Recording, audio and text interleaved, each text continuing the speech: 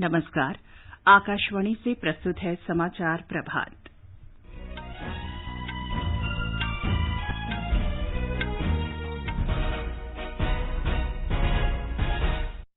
प्रधानमंत्री नरेंद्र मोदी आज देश के 8.5 करोड़ किसानों को प्रधानमंत्री किसान सम्मान निधि योजना की छठी किस्त जारी करेंगे। कृषि ढांचागत कोष के अंतर्गत 1 लाख करोड़ की वित्तीय सुविधा की भी शुरुआत करेंगे।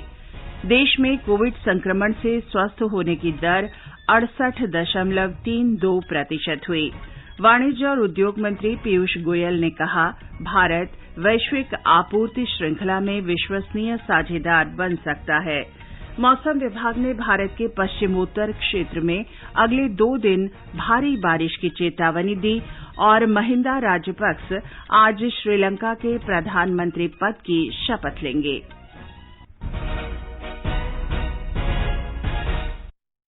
समाचार प्रभात के इस अंक में अपने सहयोगी नवीन सक्सेना के साथ मैं चंद्रिका जोशी।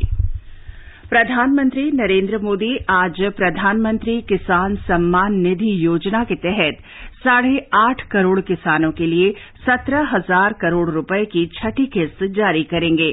प्रधानमंत्री किसान योजना के तहत 9 करोड़ 90 लाख से अधिक किसानों को 75,000 करोड़ रुपए से अधिक का प्रत्यक्ष नकद लाभ पहुंचाया गया है। इससे किसान कृषि और परिवार से जुड़ी जरूरतें पूरी करने में सक्षम हुए हैं। इस योजना के जरिए लॉकडाउन के दौरान किसानों को लगभग 22,000 करोड़ रुपए जारी किए गए हैं।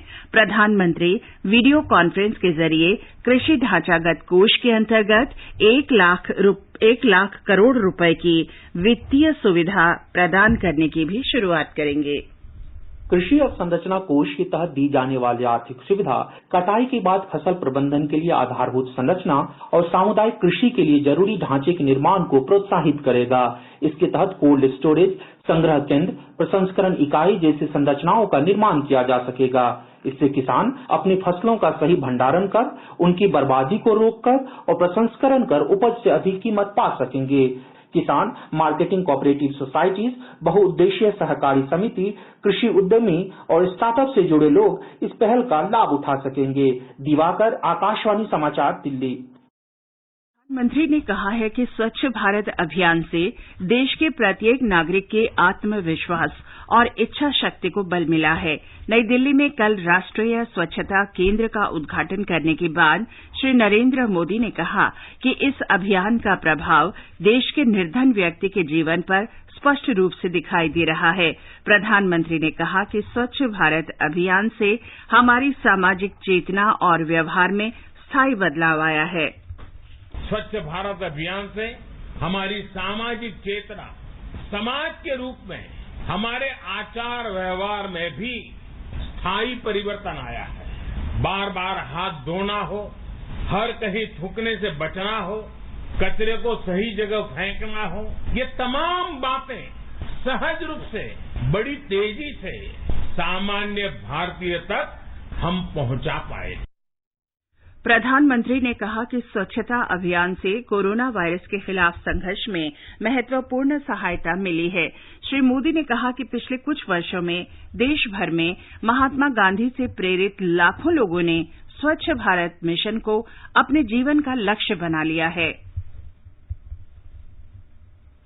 बीते वर्षों में देश के कोने कोने में लाख स्वच्छाग्रहियों ने स्वच्छ भारत अभियान को अपने जीवन का लक्ष्य बना दिया है। यही कारण है कि 60 महीने में करीब 60 करोड़ भारतीय शौचालय की सुविधा से जुड़ गए। इसकी वजह से देश की बहनों को सम्मान, सुरक्षा और सुविधा मिली। लाखों गरीब बच्चों को बीमारियों से बचने का उपाय मिला। इसकी वजह से देश के करोड़ों दलितों, वंचितों, पीड़ितों, शोषितों, आदिवासियों को समानता का विश्वास मिला। प्रधानमंत्री ने कहा कि गरीबी, कचरा, खुले में शौच जाने की मजबूरी और दूर से पानी भरकर लाने की विवशता जैसी समस्याओं के खिलाफ एक व्यापक भारत छोड़ो अभियान चलाया जा रहा है। प्रधानमंत्री ने भारत को कचरे से मुक्त करने के लिए कल से 15 अगस्त तक एक सप्ताह के अभियान की घोषणा की। उन्होंने कहा कि राष्ट्रीय स्वच्छता केंद्र सफाई के प्रति गांधी जी के प्रयासों को श्रद्धांजलि है। राष्ट्रीय स्वच्छता केंद्र स्वच्छ भारत मिशन के बारे में ज्ञानप्रद अनुभव केंद्र है, जिसकी स्थापना की घोषणा प्रधानमंत्री ने 10 अप्रैल 2017 को गांधी जी के चंपारण सत्याग्रह के शताब्दी समारोह के अवसर पर की थी। स्वच्छ भारत मिशन ने देश के ग्रामीण क्षेत्रों को स्वच्छ बनाने और स्वच्छता को 55 करोड़ लोगों के व्यवहार में बदलाव लाने में महत्वपूर्ण भूमिका अदा की। ये अभियान अब अपने दूसरे चरण में है, जिसमें गांवों को ओडीएफ से ओडीएफ प्लस चरण में पहुंचाने पर बल दिया जा रहा है। इस चरण में खुले में शौच जाने से मुक्त स्थिति को पुख्ता करने और ठोस तथा तरल कचरे के प्रबंधन की सुविधाएं सभी के लिए सुनिश्चित करने का लक्ष्य रखा गया है। प्रधानमंत्री नरेंद्र मोदी कल वीडियो कॉन्फ्रेंसिंग के जरिए चेन्नई और पोर्ट ब्लेयर को जोड़ने वाले समुद्र तल पर बिछे ऑप्टिकल फाइबर केबल का उद्घाटन करेंगे और इसे राष्ट्र को समर्पित करेंगे। इस ऑप्टिकल केबल से भारत के अन्य हिस्से की तरह अंडमान और निकोबार द्वीप समूह में तेज और विश्वसनीय मोबाइल और लैंडलाइन दूरसंचार सेवा पहुंच सकेगी। प्रधानमंत्री ने 30 दिसंबर 2018 को पोर्ट ब्लेयर में इस परियोजना की आधारशिला रखी थी। प्रसिद्ध व्यवसायी और अंडमान चैम्बर ऑफ कॉमर्स के पूर्व अध्यक्ष गिरीश अरोड़ा ने परियोजना पर प्रसन्नता व्यक्त करते हुए कहा कि इससे अंडमान और निकोबार में पर्यटन बढ़ाने में मदद मिलेगी। नागरिक उड्डयन मंत्री हरदीप सिंह पुरी ने कहा है कि कोझिकोड हवाई अड्डा संचालक ने अत्यधिक मात्रा में रबड़ जमा होने, जल जमाव और हवाई पट्टी में दरार जैसी समस्याओं का निराकरण कर दिया था। श्री पुरी ने ट्वीट में कहा कि नागर विमानन महानिदेशालय सुनिश्चित करता है कि सभी परिस्थितियों में ऐसी समस्याओं का निराकरण किया जाए। श्री पुरी का बयान मीडिया में आई उन खबरों के बाद आया है जिनमें कहा गया था कि नागर विमानन महानिदेशालय ने पिछले वर्ष जुलाई में कोझिकोड हवाई अड्डे के निदेशक को कारण बताओ नोटिस जारी किया था। इस नोटिस में हवाई पट्टी सहित विभिन्न स्थानों में गंभीर सुरक्षा खामियों का उजागर किया गया था। श्री पुरी ने कहा कि विमान अधिनियम के तहत कोझिकोड दुर्घटना की जांच के आदेश दिए गए हैं और विमान का ब्लैक बॉक्स भी मिल गया है। उन्होंने बताया कि जांच रिपोर्ट को सार्वजनिक किया जाएगा। वाणिज्य और उद्योग मंत्री पीयूष गोयल ने कहा है कि भारत वैश्विक आपूर्ति श्रृंखला में विश्वसनीय साझेदार बन सकता है। उन्होंने कहा कि आज विश्व को ऐसे भरोसेमंद साझेदार देशों की जरूरत है जहां कानून सम्मत शासन, पारदर्शी व्यवस्था तथा सुदृढ़ न्यायिक और लोकतांत्रिक परंपराएं हैं। उन्होंने कहा कि भारत ये सभी अपेक्षाएं पूरी करता है। भारतीय उद्योग परिसंघ द्वारा आयोजित इंडिया एट 75 सम्मेलन को संबोधित करते हुए श्री गोयल ने कहा कि भारत को सरकारी सब्सिडी की मदद से नहीं बल्कि प्रतिस्पर्धी मूल्य, गुणवत्तापूर्ण उत्पाद, बड़े पैमाने पर निर्माण और उच्च उत्पादकता स्तर के साथ वैश्विक स्तर पर स्थापित होना है। श्री पीयूष गोयल ने कहा कि मौजूदा निर्यात स्थिति में महत्वपूर्ण सुधार के संकेत हैं। उन्होंने कहा कि जुलाई 2019 की तुलना में पिछले महीने निर्यात लगभग 91% के स्तर तक पहुंच गया।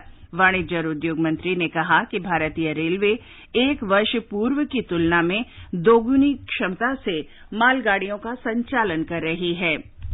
केंद्रीय रसायन और उर्वरक मंत्री डीवी सदानंद गौड़ा ने कहा है कि अगले कुछ वर्षों में भारत आयात निर्भरता कम करने और औषधि सुरक्षा प्राप्त करने के लिए औषधीय घटक और प्रमुख सामग्री के उत्पादन में आत्मनिर्भर होगा। बेंगलुरु में एक फार्मेसी कॉलेज के वेबिनार में उन्होंने कहा कि 13,600 करोड़ रुपए के निवेश से 3 चिकित्सा उपकरण पार्क और 3 फार्मेसी पार्क विकसित किए जा रहे हैं। रसायन मंत्री ने बताया कि हाल ही में 50 नए जन औषधि वितरण केंद्र खोले गए हैं, जिससे देश के 732 जिलों में इन केंद्रों की संख्या 6,500 हो गई है। उन्होंने कहा कि इस महीने के अंत तक देश के सभी जिलों में जन औषधि वितरण केंद्र खुल जाएंगे। इन केंद्रों में अच्छी गुणवत्ता की दवाइयां बाजार से 50 से 90% कम मूल्य पर मिलती हैं। श्री गौड़ा ने बताया कि वैश्विक महामारी के दौरान पिछले 4 महीनों में लोगों ने इन केंद्रों से दवाएं खरीदकर 1,260 करोड़ रुपए बचाए हैं। ये समाचार आकाशवाणी से प्रसारित किए जा रहे हैं। समाचार प्रभात में आपका फिर स्वागत है। आगे बढ़ने से पहले एक नजर फिर से मुख्य समाचारों पर। प्रधानमंत्री नरेंद्र मोदी आज देश के 8.5 करोड़ किसानों को प्रधानमंत्री किसान सम्मान निधि योजना की 6ठी किस्त जारी करेंगे। कृषि ढांचागत कोष के अंतर्गत 1 लाख करोड़ की वित्तीय सुविधा की भी शुरुआत करेंगे। देश में कोविड संक्रमण से स्वस्थ होने की दर 68.32% हुई। वाणिज्य और उद्योग मंत्री पीयूष गोयल ने कहा, भारत वैश्विक आपूर्ति श्रृंखला में विश्वसनीय साझीदार बन सकता है। मौसम विभाग ने भारत के पश्चिमोत्तर क्षेत्र में अगले 2 दिन भारी बारिश की चेतावनी दी और महिंदा राजपक्षे आज श्रीलंका के प्रधानमंत्री पद की शपथ लेंगे। देश में कोविड संक्रमण से स्वस्थ होने की दर 68.32% हो गई है। केंद्रीय स्वास्थ्य मंत्रालय के अनुसार पिछले एक दिन में 48,900 मरीज ठीक हुए। देश में कोरोना संक्रमण से ठीक होने वालों की संख्या 14,27,005 हो गई है। मंत्रालय ने कहा कि भारत में कोविड से होने वाली मृत्यु दर प्रति 10 लाख आबादी पर 1,469 है, जबकि वैश्विक औसत दर 2,425 है। स्वास्थ्य मंत्रालय ने कहा कि प्रभावी उपायों की वजह से देश में प्रति 10 लाख आबादी पर मृत्यु दर 30 है, जबकि इसका वैश्विक औसत 91 है। मंत्रालय के अनुसार 24 घंटे के दौरान देश में कोविड के कुल 5,98,778 नमूनों की जांच की गई। केंद्र ने राज्य सरकारों से कोविड-19 से होने वाली मौतों को कम करने के लिए हर संभव प्रयास करने को कहा है। केंद्रीय स्वास्थ्य मंत्रालय के अनुसार केंद्र राज्यों और केंद्र शासित प्रदेशों के समन्वित और सक्रिय कोविड प्रबंधन के कारण राष्ट्रीय स्तर पर कोविड से होने वाली मृत्यु दर 2.04% पर आ गई है।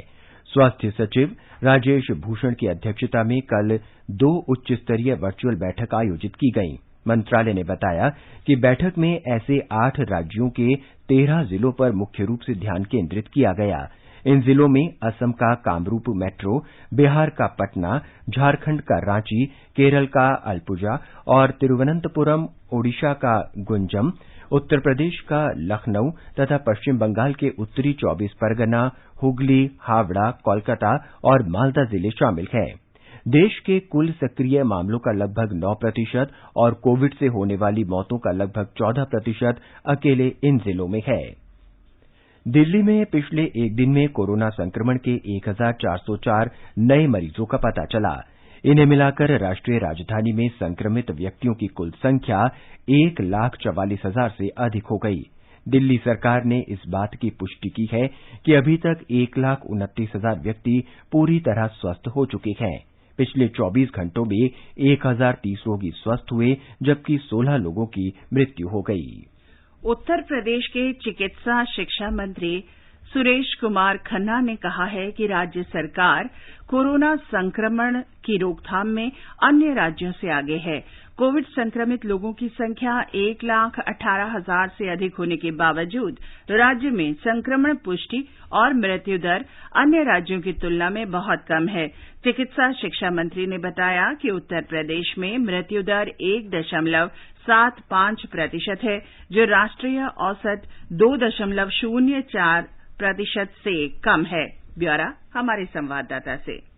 स्वास्थ्य शिक्षा मंत्री सुरेश खन्ना ने बताया कि मार्च में 100 टेस्ट प्रतिदिन की क्षमता से बढ़कर इस समय राज्य में 1 लाख से अधिक टेस्ट प्रतिदिन किए जा रहे हैं। वहीं कोविड-19 अस्पतालों में बिस्तरों की संख्या 1,51,000 से अधिक हो गई है। बिना लक्षण वाले मरीजों को होम आइसोलेशन की सुविधा मिलने से बड़ा फायदा हुआ है। वहीं कोरोना कमांड और कंट्रोल सेंटर सभी जनपदों में शुरू हो जाने से कोविड-19 के रोगियों के प्रबंधन में काफी सुविधा हो रही है। स्वास्थ्य विभाग की रिपोर्ट के अनुसार अब तक राज्य में 29,96,406 लोगों का कोरोना टेस्ट किया गया, जिसमें 1,18,038 पॉजिटिव केस पाए गए। इस समय राज्य में टेस्ट पॉजिटिविटी दर 3.9% है, जो कि अन्य राज्यों की तुलना में काफी नीचे है। उधर राज्य में 46,177 कोरोना के सक्रिय रोगी हैं और 69,833 रोगी ठीक होकर डिस्चार्ज हो गए हैं। MS यादव, आकाशवाणी समाचार, लखनऊ।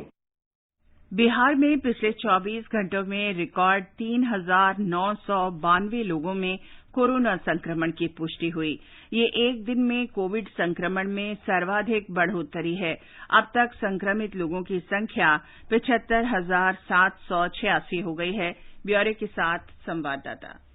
बिहार में सबसे ज्यादा पॉजिटिव मामले पटना में मिल रहे हैं। अब तक 12,702 संक्रमित मरीजों की पहचान हो चुकी है। 77 लोग यहां जान गंवा चुके हैं, जबकि 4,055 का इलाज विभिन्न अस्पतालों में चल रहा है। राज्य में कोरोना मरीजों के स्वस्थ होने की दर 64% से अधिक है। पिछले 24 घंटे के दौरान रिकॉर्ड 75,426 नमूनों की जांच हुई है। इसके साथ ही अब तक 9,46,000 से अधिक नमूनों की जांच की जा चुकी है। इस बीच राज्य सरकार ने प्लाज्मा दान करने वालों को प्रोत्साहन राशि देने का निर्देश दिया है। 110 लोगों ने अब तक पटना एम्स में प्लाज्मा दान किया है। इससे 58 अति गंभीर संक्रमित कोरोना मरीज का इलाज किया गया है। आकाशवाणी समाचार के लिए पटना से कृष्ण कुमार लाल। पश्चिम मध्य रेलवे ने मध्य प्रदेश के जबलपुर रेलवे स्टेशन पर कोविड सुरक्षा केंद्र की शुरुआत की है। इस केंद्र में यात्रियों को सैनिटाइजर, मास्क, नैपकिन और चादरें जैसे सामान आसानी से उपलब्ध होंगे। हमारे संवाददाता ने बताया है कि अन्य स्टेशनों पर भी इस तरह के केंद्र जल्द ही खोले जाएंगे। रेलवे ने यात्रियों की सुविधा के लिए मात्र 50 रुपए कीमत का एक डिस्पोजेबल पैक तैयार किया है। इस पैक में यात्रियों को एक चादर, नैपकिन, पिलो, सैनिटाइजर और एक मास्क मिलेगा। इसके अलावा यह 10 रुपए में मास्क और 15 रुपए में सैनिटाइजर भी उपलब्ध है। पश्चिम मध्य रेलवे की मुख्य जनसंपर्क अधिकारी प्रियंका दीक्षित ने आकाशवाणी को बताया कि ट्रेनों का संचालन पुनः शुरू होने और यात्रियों की भीड़ की सुरक्षा को ध्यान में रखते हुए रेलवे ने यह नई पहल की है। स्टेशन कैंपस वहाँ पे एक सेंटर खुला है। प्रोटेक्शन गियर, जो भी आपको प्रोटेक्शन के लिए जरूरत पड़ती है, मास्क की जरूरत होती है, सैनिटाइजर्स की है, ये सभी वहाँ अवेलेबल रहेंगे। तो यात्री अपनी सुविधा के अनुसार वहाँ से जरूरत पड़ने पर सामान ले सकते हैं। यात्री यहाँ से कोरोना वायरस संक्रमण से बचाव के लिए 600 रुपए में पीपीई किट खरीद कर और उसे पहनकर भी ट्रेन में सफर कर सकते हैं। यात्रियों को महज 10 रुपए में अपने लगेज को सैनिटाइज कराने की सुविधा भी इस केंद्र में दी जा रही है। डिस्पोजेबल पैक की अधिकतर सामग्री बायोडिग्रेडेबल तत्वों से बनी है, जो उपयोग के बाद आसानी से नष्ट हो जाएगी। संजीव शर्मा, आकाशवाणी समाचार, भोपाल।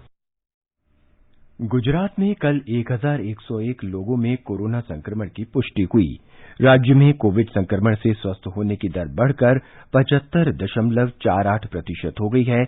ब्यौरा हमारे संवाददाता से। आधिकारिक सूत्रों के अनुसार कल एक ही दिन में सामने आए संक्रमण के 1,101 नए मामलों में से सबसे अधिक 182 मामले सूरत में दर्ज हुए। अहमदाबाद शहर में 139 मामले सामने आए। इसके साथ ही राज्य में संक्रमण के मामलों की कुल संख्या बढ़कर 69,986 हो गई है। राज्य में इस वक्त 14,530 सक्रिय मामले हैं, जिसमें से 82 मरीजों की स्थिति गंभीर बताई जा रही है। दूसरी ओर राज्य के विभिन्न अस्पतालों से कल 1,135 मरीजों को छुट्टी दी गई। इसके साथ ही राज्य में ठीक होकर छुट्टी पाने वाले मरीजों की कुल संख्या 52,837 हो गई है। कल राज्य में 23 मरीजों की मृत्यु हो गई। राज्य में 9,56,000 से अधिक लोगों का कोविड-19 के लिए परीक्षण किया जा चुका है, जिसमें से 26,272 लोगों का परीक्षण कल एक ही दिन में किया गया। इस बीच अहमदाबाद नगर निगम ने कल शहर के 17 नए क्षेत्रों को माइक्रो कंटेनमेंट जोन में शामिल किया। नए क्षेत्रों में आज से घर घर स्वास्थ्य जांच और सामूहिक परीक्षण शुरू किया जाएगा। योगेश पंड्या, आकाशवाणी समाचार, अहमदाबाद। जम्मू कश्मीर के उपराज्यपाल मनोज सिन्हा ने केंद्र शासित प्रदेश में 200 नर्सिंग सहायकों की तत्काल नियुक्ति का आदेश दिया है।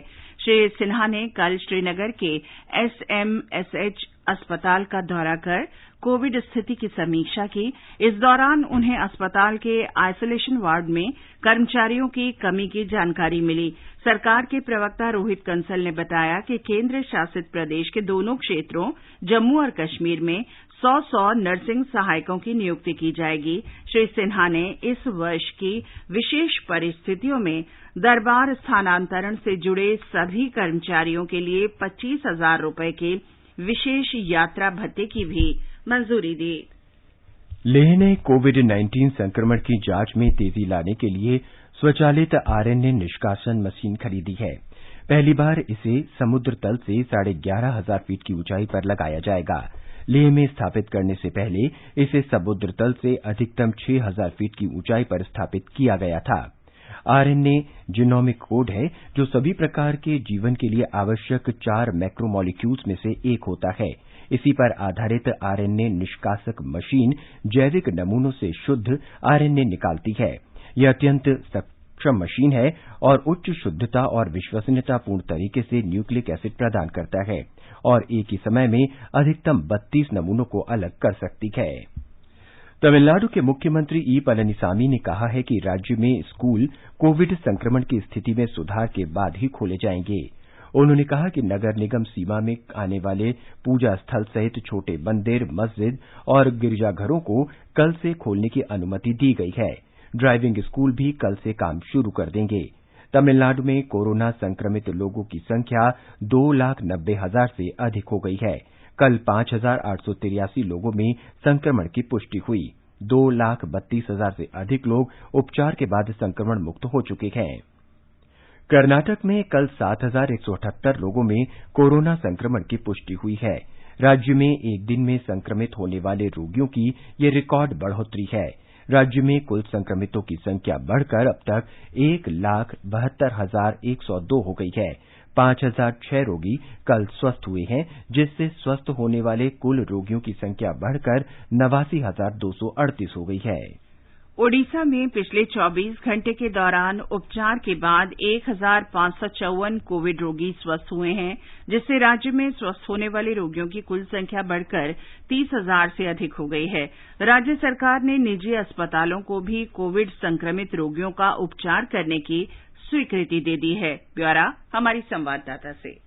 ओडिशा में विभिन्न कोविड अस्पतालों से 1,544 मरीजों को छुट्टी दिए जाने के बाद राज्य में कोरोना से कुल 30,242 मरीज स्वस्थ हो चुके हैं। फिलहाल राज्य में 13,644 सक्रिय मामले हैं। वहीं राज्य सरकार ने निजी अस्पतालों को कोविड-19 इकाइयों को खोलने के साथ उसमें 30 या अधिक शैय्या रखने की अनुमति दी है। सरकार ने हालांकि इन अस्पतालों को मरीजों से अत्यधिक शुल्क न वसूलने के लिए आगाह किया है और किसी भी उल्लंघन के मामले में सख्त कार्रवाई करने की चेतावनी दी है। राज्य के स्वास्थ्य विभाग ने इस मामले में दिशा निर्देश जारी किया है, जिसके अनुसार हल्के लक्षण दिखने के मामले में मरीज को एकांतवास केंद्र, होम क्वारंटाइन या अस्पताल द्वारा संचालित कोविड देखभाल केंद्र में भेजा जाएगा। निजी अस्पताल न्यूनतम 10% शैय्या कोविड उपचार के लिए आरक्षित रखने का विकल्प तैयार करेंगे, जिससे अस्पताल को कोविड अस्पताल में परिवर्तित किया जा सकेगा। इतिश्री सिंह राठौर, आकाशवाणी समाचार, कटक। और अब 74वें स्वतंत्रता दिवस समारोहों की श्रृंखला में आकाशवाणी समाचार से आज वाणिज्य और उद्योग पर विशेष श्रृंखला। सरकार के प्रयासों और नीतिगत सुधारों से भारत के प्रति विश्व के दृष्टिकोण में महत्वपूर्ण बदलाव आया है।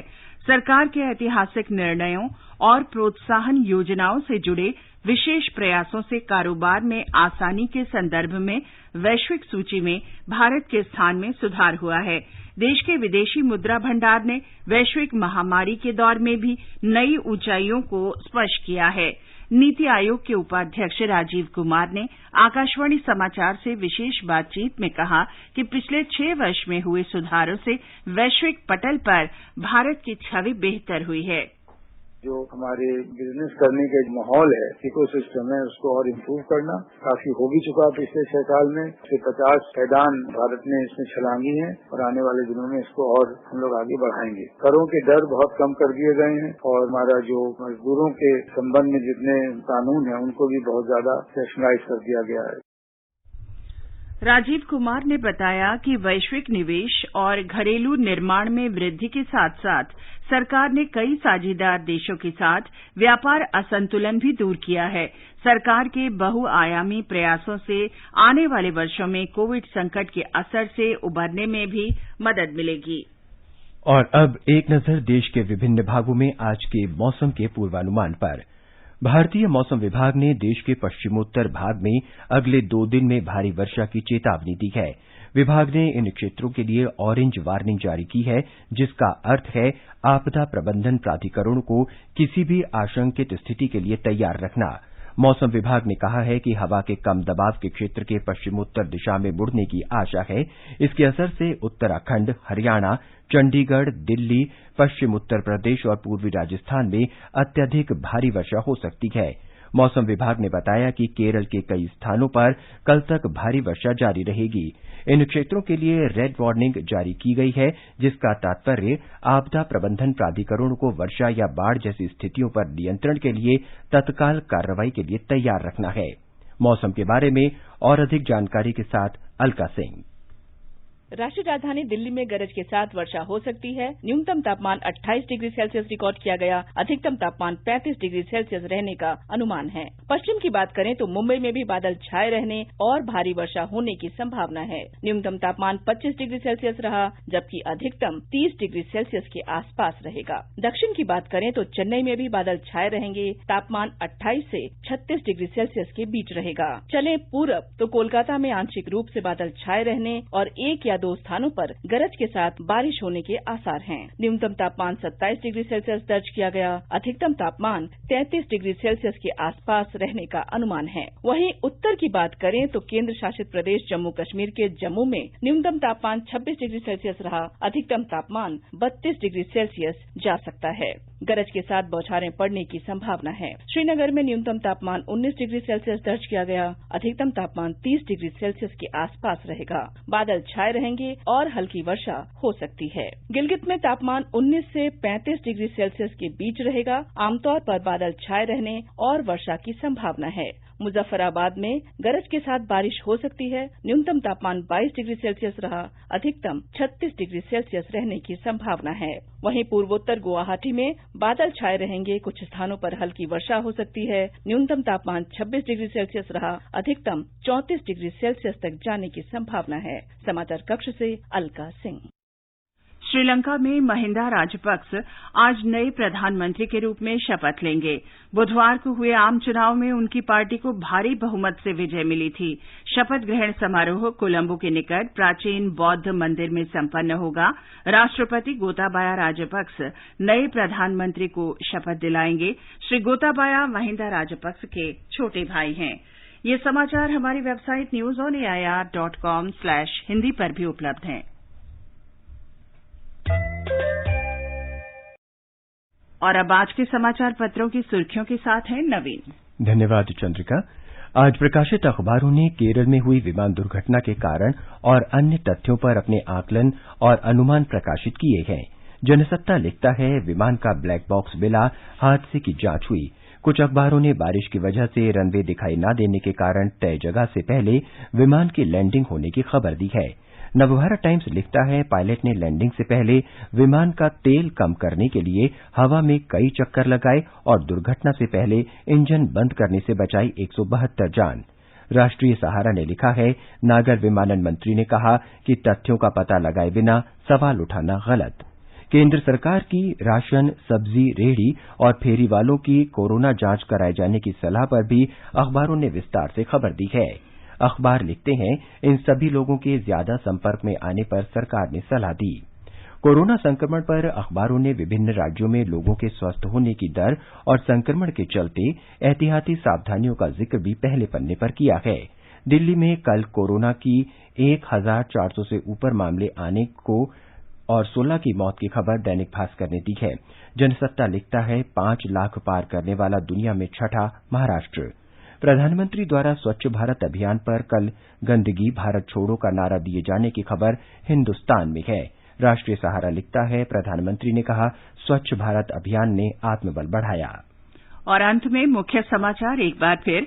प्रधानमंत्री नरेंद्र मोदी आज देश के 8.5 करोड़ किसानों को प्रधानमंत्री किसान सम्मान निधि योजना की छठी किस्त जारी करेंगे।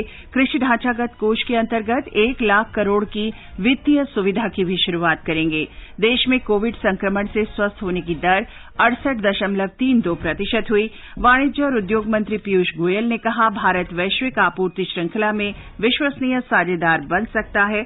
मौसम विभाग ने भारत के पश्चिमोत्तर क्षेत्र में अगले 2 दिन भारी बारिश की चेतावनी दी और महिंदा राजपक्ष आज श्रीलंका के प्रधानमंत्री पद की शपथ लेंगे। इसके साथ ही समाचार प्रभात का ये अंक समाप्त हुआ। नमस्कार।